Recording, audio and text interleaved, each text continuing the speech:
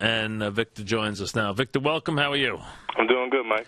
All right, Victor, you know, one thing, I noticed you're getting a lot of support for the Pro Bowl. It matters a lot to some guys. It matters a lot to some guys the first time. Some guys it doesn't matter a lot to. Does the Pro Bowl mean a lot to you? Yeah, it means a lot to me. You know, growing up, I always admired guys that made the Pro Bowl, and I knew how much, you know, it just always felt like a special honor, and I felt like it just brought your, you know, your athlete status level, your mindset to another level when you became a Pro Bowl player, and just to hear your name with the word Pro Bowl player in front of it is just, it would be a dream come true for me. So I, you know, while I have the opportunity, I try to just be, you know, as forceful as I can and get a lot of people to vote and drive as much traffic as I can for it as far as the fans are concerned. Victor's got 76 catches. He's had a terrific year. And this might actually, they'll always name the Pro Bowl team, and they'll always name the All-Pro teams because guys get paid also in their contract for making it. This might be the last year, Victor, they'll ever play the game. So if you make it this year and playing it, this might be the last one they ever play, as a matter of fact. Oh, wow. I didn't even know that. Yeah, they're thinking about, because a lot of people don't want to have, you know, a lot of people like making the team and then don't go play in the game. So, I mean, you know, people like being named, then they don't even show up, and Super Bowl teams don't, you know, guys in the Super Bowl don't show up. So hopefully you'll be busy in the Super Bowl and you won't be going and playing the Pro Bowl. But you know, it seems like they're discussing it, but they'll always name the Pro Bowl team though. So they'll always, because they, you know, it's an honor to be the All-Star. It means you're an All-Star, you know. So exactly. It's a big deal to do that, and you may get a chance to play in the last one. That would be an extreme honor, man. I hope they don't take it away because, you know, for years there's always been some great memories from that game.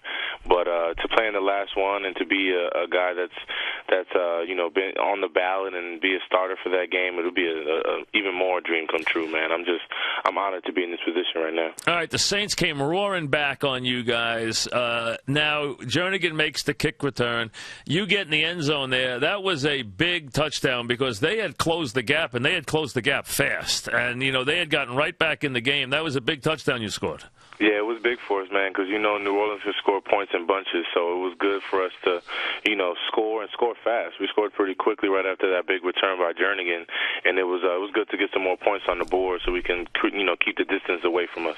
We've talked about Wilson a lot. We saw his coming out party finally. I mean, we've seen the kick returns, nothing like that, but then you see the run from scrimmage. Clearly you've watched how explosive he is, and he gave you a little bit of that from scrimmage on Sunday. Most definitely, man. Ever since the first day I seen him in training camp, I knew this guy was a different type of explosive player. He has breakaway speed, lateral ability, agility, and, you know, as his end zone celebration is a backflip. So that shows you how I don't know about the flip. Yeah, I mean, listen, it's pretty impressive he could do a backflip, I guess. You know, not easy to do, I'm sure.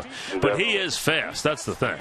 Yeah, he's definitely fast, and he's got some wheels, and he's got good vision too. So he's definitely going to be a great player for us and a good player down the stretch. And we're going to need him, man, because our running back situation is a little hectic right now. So we definitely need him to step up. Yeah, Bradshaw might. We don't know yet. We haven't heard on Bradshaw. Is still waiting word. They said maybe tomorrow we'll know what the deal is. And obviously with Brown down, you guys are falling short with running backs right now. There's no question about it. As the Giants get ready to take on the Falcons this week, we're talking with Victor Cruz.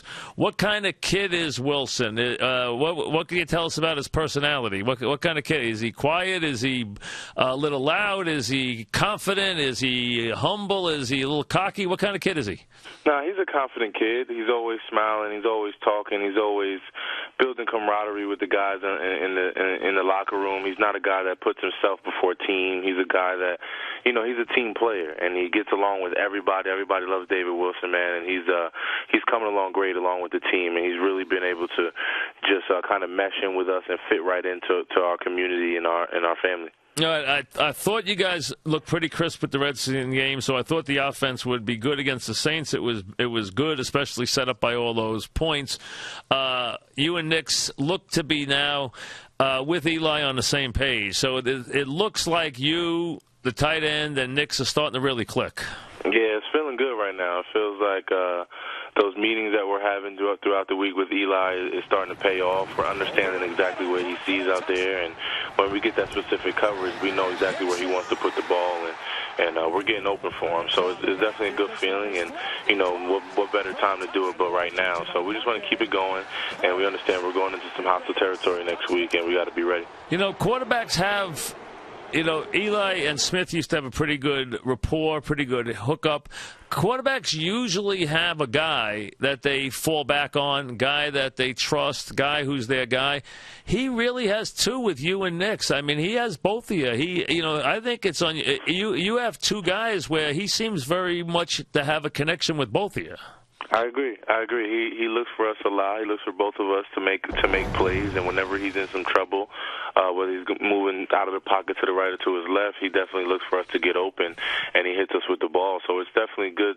It's definitely, a luxury to have two guys like myself and Akeem to get open and to make plays for you whenever you're in a jam. Yeah, I agree, and I think you guys complement each other well, too. I think size-wise, with what your moves are, what your abilities are, I think it's a very, very good group, and I think Bennett's now fit in well, too. He seems like early in the year he didn't seem to me to be completely comfortable, but he seems now to have really started to fit in at tight end.